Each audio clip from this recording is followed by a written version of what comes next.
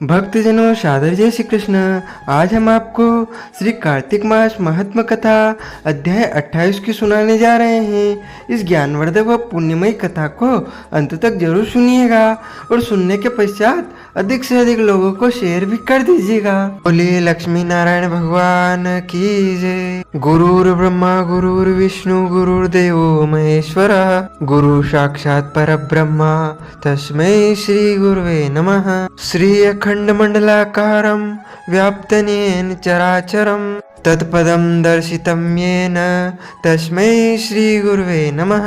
कृष्णाय वासुदेवाय हरे परमात्मने प्रणतः क्लेशनाशाय गोविन्दाय नमो नमः। वसुदेवसुतं देवं कंसचाणूरमर्दनं देवकी परमानन्दं कृष्णं वन्दे जगद्गुरुं।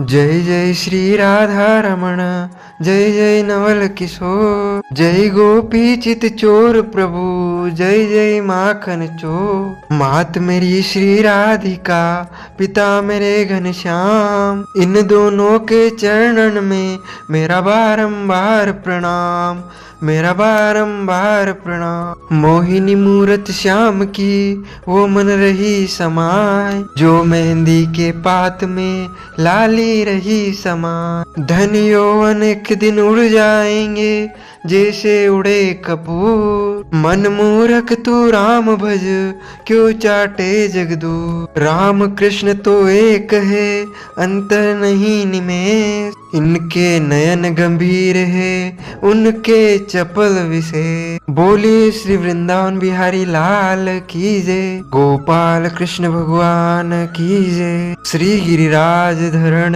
की जय। श्री बाल कृष्ण लाल की जय। श्याम सुंदर श्री रम्य महारानी की जय। जगत गुरु श्री वल्लभाधीश की जय। गोसाई जी परम दयाल की जय। श्री गुरुदेव की जय। लाडले लाल की जय। आज के आनंद की जय। कार्तिक मास महात्म कथा अध्याय 28 यहाँ से प्रारंभ होता है। पढ़े सुने जो प्रेम से वह हो जाए शुद्ध स्वरूप। यह 28वां अध्याय कार्तिक कथा अनूप। धर्मदत्त ने पूछा, मैंने सुना है कि जय और विजय भी भगवान विष्णु के द्वारपाल है। उन्होंने पूर्व जन्म में ऐसा कौन सा पुण्य किया था जिससे वे भगवान के समान रूप धारण करके वैकुंठ धाम के द्वारपाल हुए। दोनों पार्षदों ने कहा, ब्राह्मण पूर्व काल में तृणविंदु की कन्या देवहूति के गर्भ से महर्षि कर्दम की दृष्टि मात्र से 2 पुत्र उत्पन्न हुए। उनमें से बड़े का नाम जय और छोटे का नाम विजय हुआ। पीछे उसी देवहूति के गर्भ से योग धर्म के जानने वाले भगवान कपिल उत्पन्न हुए। जय और विजय सदा भगवान की भक्ति में तत्पर रहते थे। वे नित्य अष्टाक्षर मंत्र का जाप और वैष्णव व्रतों का पालन करते थे। एक समय राजा मरुत ने उन दोनों को अपने यज्ञ में बुलाया। वहाँ जय ब्रह्मा बनाए गए और विजय आचार्य। उन्होंने यज्ञ की संपूर्ण विधि पूर्ण की। यज्ञ के अंत में अवभ्रस्थान के पश्चात राजा मरुत ने उन दोनों को बहुत धन दिया। धन लेकर दोनों भाई अपने आश्रम पर गए। वहाँ उस धन का विभाग करते समय दोनों में परस्पर लाख डांट पैदा हो गई। जय ने कहा, इस धन को बराबर बराबर बांट लिया जाए। विजय का कहना था, नहीं, जिसको जो मिला है वो उसी के पास रहे। तब जय ने क्रोध में आकर लोभी विजय को शाप दिया, तुम ग्रहण करके देते नहीं हो, इसीलिए ग्रह अर्थात मगरमच्छ हो जाओ। जय के शाप को सुनकर विजय ने भी शाप दिया, तुमने मद से भ्रांत होकर शापो दिया है, इसीलिए तुम मातंग अर्थात हाथी की योनि में जाओ। तत्पश्चात उन्होंने भगवान से शाप निवृत्ति के लिए प्रार्थना की। श्री भगवान ने कहा, तुम मेरे भक्त हो, तुम्हारा वचन कभी असत्य नहीं होगा। तुम दोनों अपने ही दिए हुए इन शापों को भोगकर फिर से मेरे धाम को प्राप्त होंगे। ऐसा कहकर भगवान विष्णु अंतर्ध्यान हो गए। तदंतर वे दोनों गंड नदी के तट पर ग्राह और गज हो गए।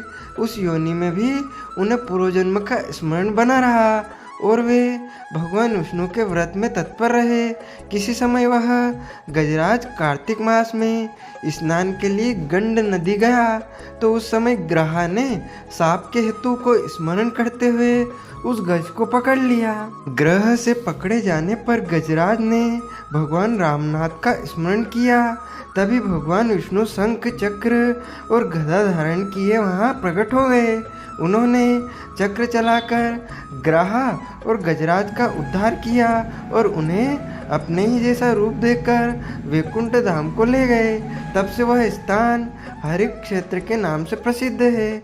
वे ही दोनों विश्वविख्यात जय और विजय है, जो भगवान विष्णु के द्वारपाल हुए हैं।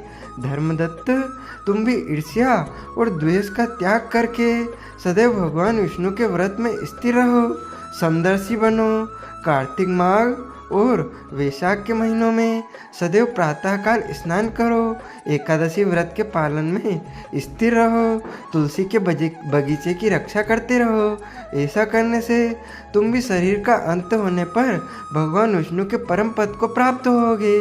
भगवान विष्णु को संतुष्ट करने वाले तुम्हारे इस व्रत से बढ़कर न यज्ञ है, न दान है और न तीर्थ ही है। विप्रवर, तुम धन्य हो जिसके व्रत के आधे भाग का फल पाकर यह स्त्री हमारे द्वारा वैकुंठ धाम में ले आ जाई गई है। नारद जी बोले, हे राजन, धर्मदत्त को इस प्रकार उपदेश देकर वे दोनों विमानचाही पार्षद उस कलह के साथ वैकुंठ धाम को चले गए।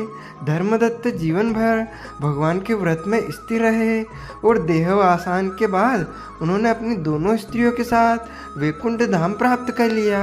इस प्राचीन इतिहास को जो सुनता है और सुनाता है, वह जगत गुरु भगवान की कृपा से उनका सानिध्य प्राप्त कराने वाली उत्तम गति को प्राप्त करता है।